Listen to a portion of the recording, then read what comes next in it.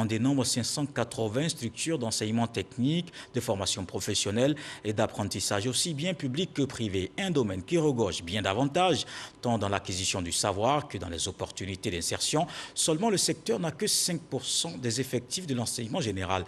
Le stock de demandeurs d'emploi pourrait baisser également si le gouvernement arrive à passer de 5 à 20% d'apprenants d'ici à 2025. Un vaste programme de rénovation et d'équipement est en cours dans ces écoles spécialisées. Une véritable opération pour répondre aux besoins du marché, enseignement technique, formation professionnelle et apprentissage. Mission Reconquête. Vie d'ici de ce soir avec Salima Toudia.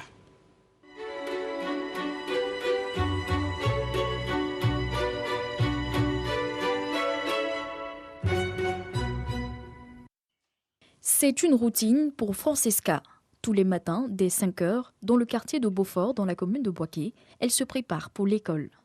Soutenue par son père, elle a opté pour la finance, comptabilité et gestion au Centre de bureautique, de communication et de gestion, CBCG de Boaké. L'enseignement technique a été son choix après l'obtention d'un bac D. J'ai choisi le CBCG parce qu'il y a beaucoup de débouchés, notamment dans d'autres universités. Lorsqu'on a le BTS, on peut continuer à avoir des bourses dans d'autres pays, la France, aux États-Unis. Un choix qu'a également opéré Yeboah, entré par voie de concours au CBCG. Il combine ses cours en gestion commerciale dans le centre et ceux de master en droit des affaires à l'université Alassane Ouattara de Boaké. Quand on parle de formation technique, on a une ouverture sur le marché de l'emploi. Donc, c'est dire que toutes les formations au sein du CBCG nous permettent en quelque sorte d'appréhender le volet professionnel. Son modèle d'inspiration, l'homme d'affaires Stanislas Cézé. Et pour y arriver, il mise sur l'excellence prônée dans son établissement. L'année dernière, l'effectif tournait autour de 923 apprenants. Cette année, nous sommes à cette période à plus de 1000.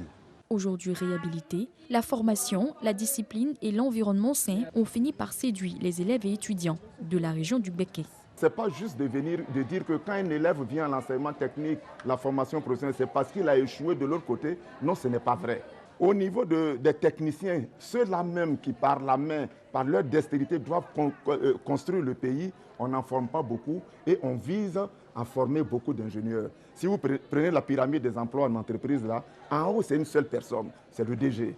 En dessous, ça peut être des ingénieurs, 2 ou 3 ou 4. Après, on descend. Là où on trouve beaucoup de monde, la base qui travaille, qui construit le pays, ce sont les ouvriers qualifiés, les CAP et autres. Pour le directeur régional, l'enseignement technique et l'enseignement général sont complémentaires. Montrer aux jeunes gens des modèles de réussite pour qu'ils sentent que, en fait, l'enseignement technique, c'est une voie d'insertion. En passant par là, on peut se faire une place au soleil. Véritable opération séduction des apprenants, car le ministère n'a que 5% des effectifs de l'enseignement général.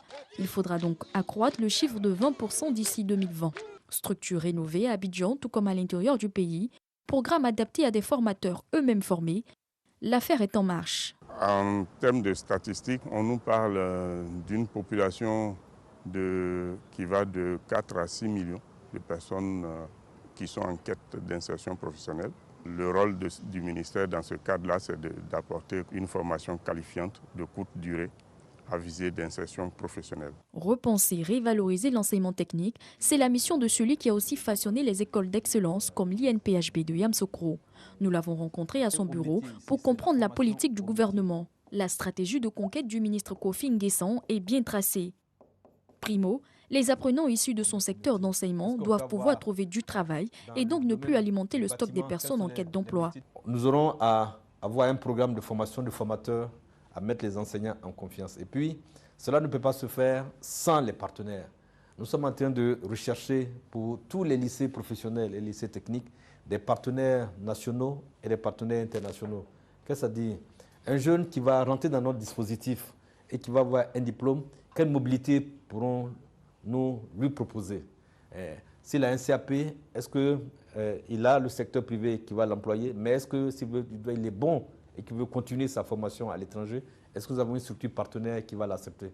Secondo, l'école de la deuxième chance viendra former les jeunes diplômés, déscolarisés et non scolarisés au métier. Je crois que c'est comment transformer certains diplômés sans emploi en entrepreneurs de haut niveau. Je crois qu'ici aussi, il va y avoir des cours d'entrepreneuriat. Comment constituer son entreprise, comment créer. Donc ici, dans ce secteur, On aura besoin de créativité, d'innovation pour que les jeunes puissent être attirés. Mais je pense que si nous réussissons ici, on va sortir pas mal de jeunes de l'oisiveté et donner plus d'espérance comme le souhaite le président de la République.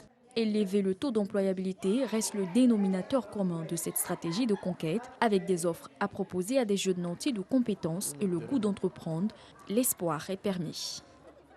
Enseignement technique, formation professionnelle et apprentissage, mission reconquête. C'était vu d'ici de ce soir avec Salima Toudia du côté de la lutte.